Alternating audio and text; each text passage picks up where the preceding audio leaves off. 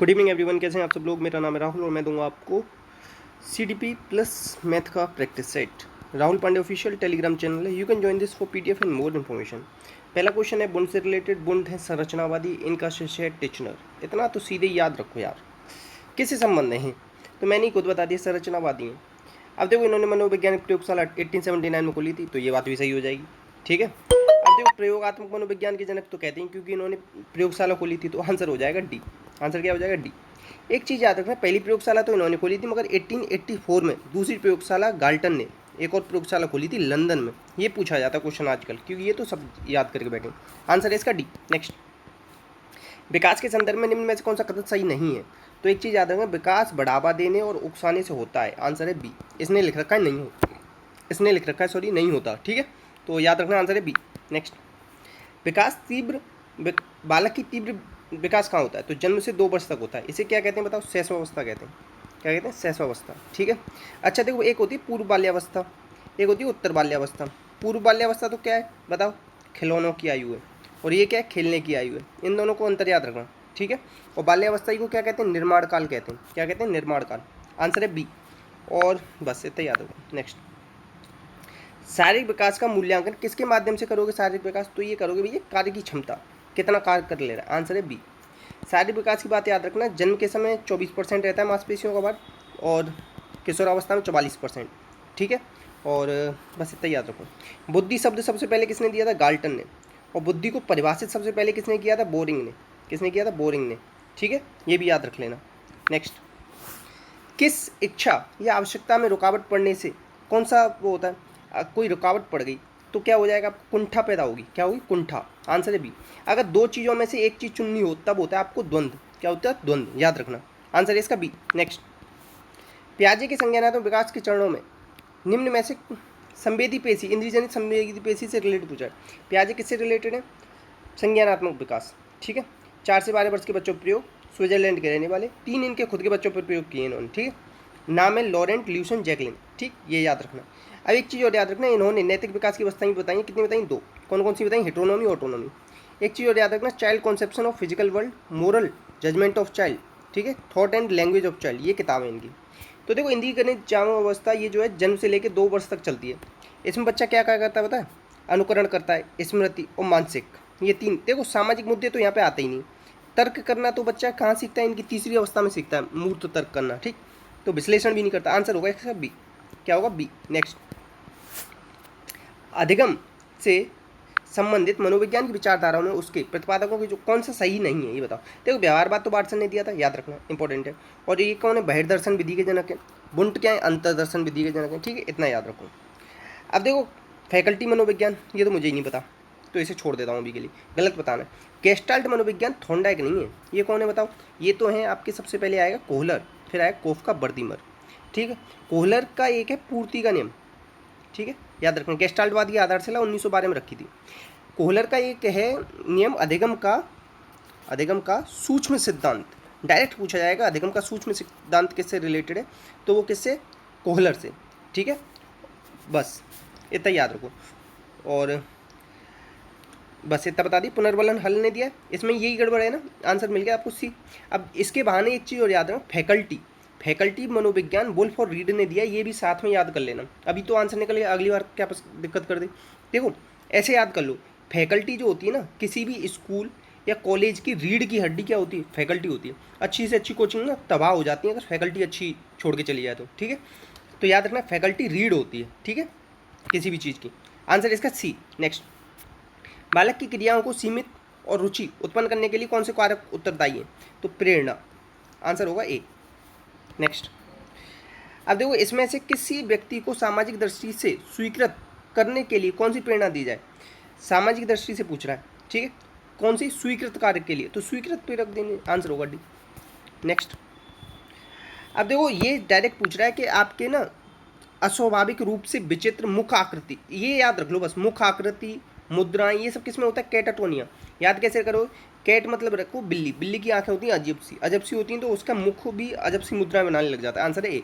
ऐसे याद रखो। अब देखो, लर्निंग डिसेबिलिटीज़ की बात कौन करते हैं? Samuel Kirk. और यही बात किसकी करते हैं? पठार की। ठीक है, ये भी याद रख लेना। और डिसलेक्सिया सबसे पहले याद रखना डिस्प्लेक्सिया से बना है, रुडोल्फ बर्लिन ने सबसे पहले बताया था। और एक है लिखने से रिलेटेड डिस्ग्राफिया, ठीक है, और एक है डिसकैलकुलिया, मैथ से संबंधित, ठीक है। आंसर इसका ए। नेक्स्ट, औसत बुद्धि क्या होती है? औसत बुद्धि होती है 90 से 110। देखो ये सबसे पहले स्टर्न ने दिया था, इसका शुरुआत की थी आईक्यू की, आईक्यू का फॉर्मूला दिया था स्टर्न ने, MA/CA। फिर आई टर्मन 1916 में, ये तो 1912 में आए थे। 1912 से पहले 1911 याद रखना, गोडार्ड ने इंग्लिश में ट्रांसलेट किया था। कौन सा? बिने साइमन परीक्षण को, ठीक है। ये क्वेश्चन पूछा जाता है, इंग्लिश में किसने ट्रांसलेट किया था? टर्मन ने आईक्यू का फॉर्मूला दिया था 1916 में, MA/CA इंटू 100 कर दिया था उन्होंने, ठीक है, याद रखना। तो आंसर है इसका बी।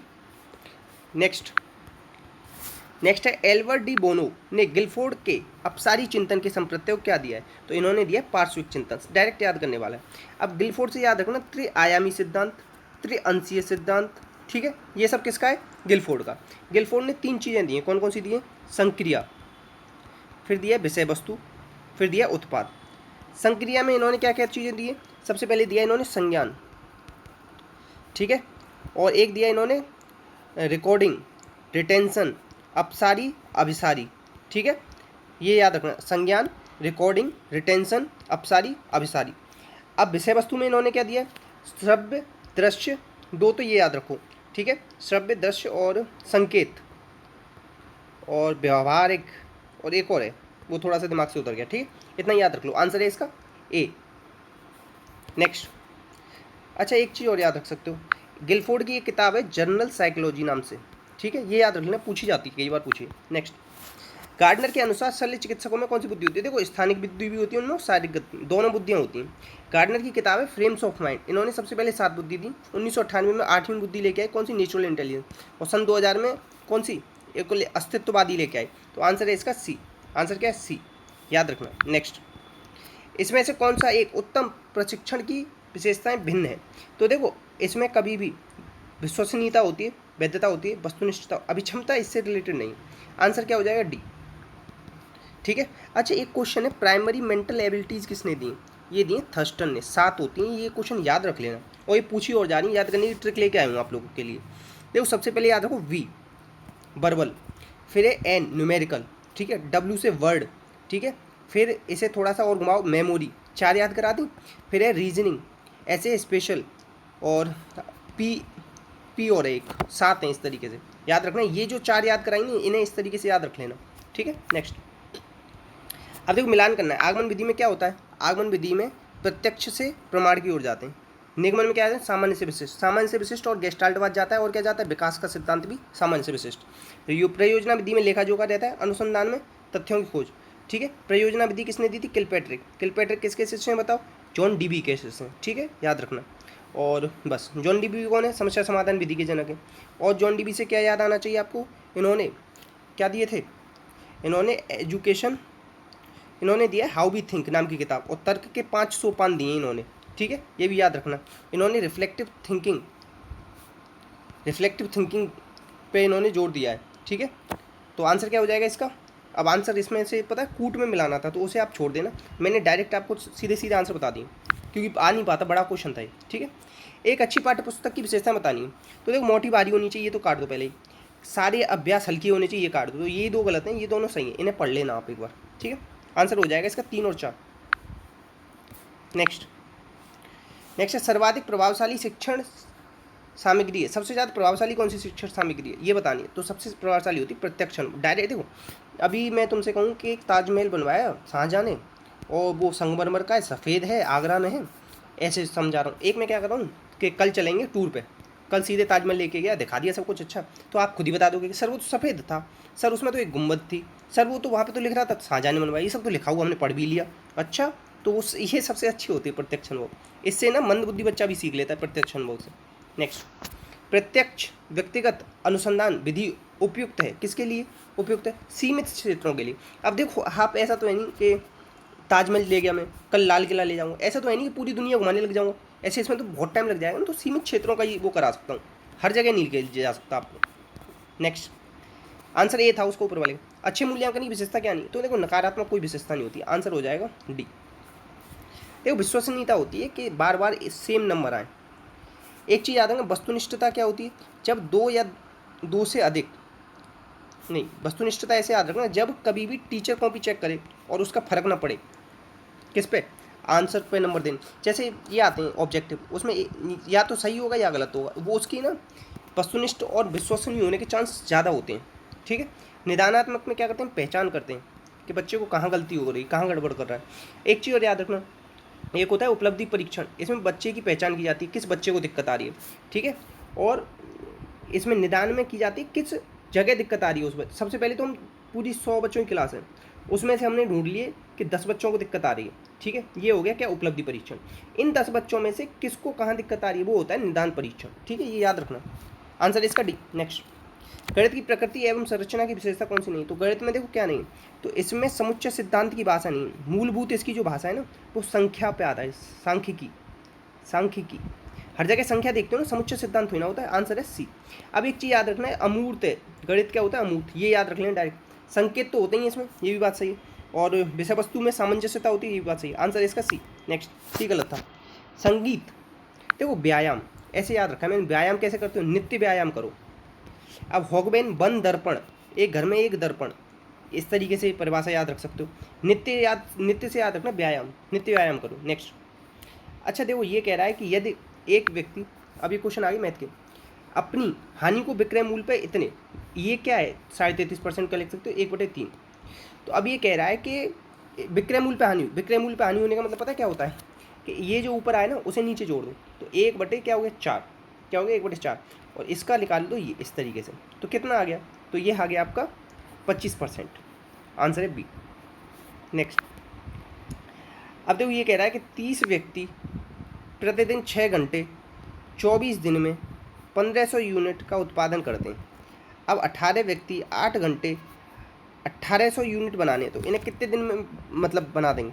तो देखो 8 से 3 बार गया, 8 के 24, तो 8 के 6 का 18, 6 से 6 गया, 2 जीरो से 2 जीरो गया, तो 5 15, तो 6 18। ठीक है, और 5 छिंग 30 और 6 छिंग 36, तो आंसर आ गया 36। आंसर आ जाएगा सी। इस तरीके से कर लो। नेक्स्ट, अब ये कह रहा है देखो एक का स्थानीय मान बताना, एक। अब देखो इसमें लिख रहा है 0.051। हमेशा याद रखना कि कभी भी ऐसे स्थानीय मान बताना हो, पॉइंट के बाद कितनी, 1 2 3, तो नीचे 10 की पावर 3 आ जाएगा इस तरीके से।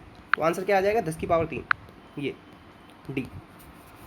अब पॉइंट से इधर ना थोड़ा अलग तरीके से चलता है, वो सीधे इतना याद है 0.051 था ना, या कुछ भी हो, 1 2 3, तीसरे स्थान पे ना तो 10 की पावर 3 आ जाता है नीचे। अगर ये पूछता 5 का क्या होगा स्थानीय मान, तो 10 की पावर 2, इसका क्या होगा तो 10 की पावर 1। जैसे यहाँ 0.7 लग रहा होता तो इसका स्थानीय मान क्या होगा, तो 10 की पावर 1। ठीक है। नेक्स्ट है, अब देखो ये कह रहा है कि इस ऐसा ही क्वेश्चन कुछ दिन पहले भी बताया था मैंने आपको, 37, इसको बताओ कि शेषफल क्या होगा, 9 चौक 36, तो -1 की पावर अगर विषम है तो -1 ही रहेगी, माइनस में कभी शेषफल होता नहीं, तो अगर ऐसे माइनस में आए ना तो जो संख्या दे रखी है उसमें से घटा दो, तो 9 में से घटा दो 1, 8 आ जाएगा। आंसर आ जाएगा बी। ठीक है। अब एक चीज़ और बता दूँ, अगर यहाँ 35 की पावर आपको कोई सम संख्या दे रखी, कोई सी भी संख्या, जैसे 2 मान लो या 98 मान लो या 100 मान लो, ठीक है, और फिर आप 9 से डिवाइड करते तो -1 आता, ठीक है, और ये ऊपर सम संख्या है तो ये ऑटोमेटिकली क्या हो जाता प्लस, तो फिर आंसर होता आपका 1। अगर यहाँ पे क्या हो सम संख्या हो तो फिर मत उसे मतलब काट के देख, ऐसे घटा के देखना, याद रखना ये चीज़। आंसर है ए, बी। नेक्स्ट, अच्छा अब इसमें पूछ रहा है BDE बहुत सरल होते हैं यार, ये पहले मैं बहुत डरता था इनसे, अब तो मुझे बहुत ज़्यादा सरल लग गए ये चीज़। देखो ऐसे याद रखो, ये तो 90 दे रखा है, ये 100 दे रखा है, ठीक है।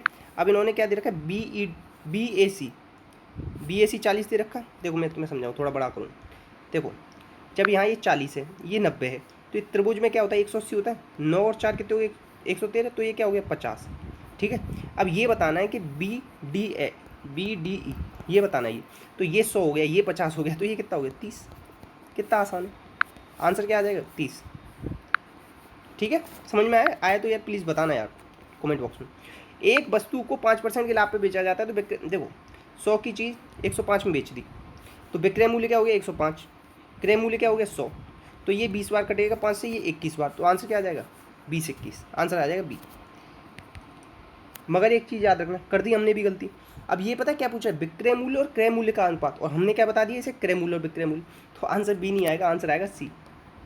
हमने इधर तो क्रय मूल्य रखा था ना, तो ये जल्दबाजी में ये देख लेना, पहले विक्रय मूल्य तो नहीं पूछ रहा, हमने क्रय मूल्य विक्रय मूल्य का बता दिया था। ठीक है, आंसर इसका सी है। ये चीज़ देखा करो, विक्रय मूल्य पहले पूछ रहा है फिर क्रय मूल्य पूछ रहा है। तो विक्रय मूल्य क्या था 105, काट के कितना आया था 21, तो 21 पहले आएगा, 20 बाद में आएगा। नेक्स्ट, किसी वस्तु को 200% पे बेचा जाता है, तो 100 की चीज़ 200% कितना होता है 100 का, 300 ही तो होता है। ऐसे देखो 100 का 100% कितना होता है 100, 200% पूछा तो एक और बार 100, तो तीन कितना आ गया 300, 100 का कितना आ गया 300, तो 1:3। सी। नेक्स्ट, किसी वस्तु का लागत मूल्य और विक्रय मूल्य इतना है, लागत मूल्य है 20, विक्रय मूल्य 21, 20 पे 1 का फ़ायदा, तो 100 पे कितना फ़ायदा, तो 5%। आंसर है ए। नेक्स्ट, अब ये कह रहा है 15 किताबों का क्रय मूल्य कॉस्ट प्राइस 20 किताबों के सेलिंग प्राइस के बराबर, तो 5 या 15, 5 चौक 20, तो कॉस्ट प्राइस अपन सेलिंग प्राइस कितना हो गया 4/3, तो 4 कॉस्ट प्राइस है, सेलिंग प्राइस 1 है, तो कितना नुकसान हो गया 4 पे 1 का नुकसान हो गया, तो 100 पे कितने का हो गया, 100 पे हो गया आपका 25% का। आंसर है डी। नेक्स्ट, इतने क्वेश्चन थे तो प्लीज़ शेयर कीजिएगा, सपोर्ट कीजिएगा, वीडियो अच्छी लगी तो लाइक कीजिएगा, किसी गरीब की हेल्प कीजिएगा, एक किसी चेहरे पर मुस्कान लाने की कोशिश कीजिएगा। इसी के साथ अपना आप लोगों का ध्यान रखिएगा। जय हिंद, जय भारत।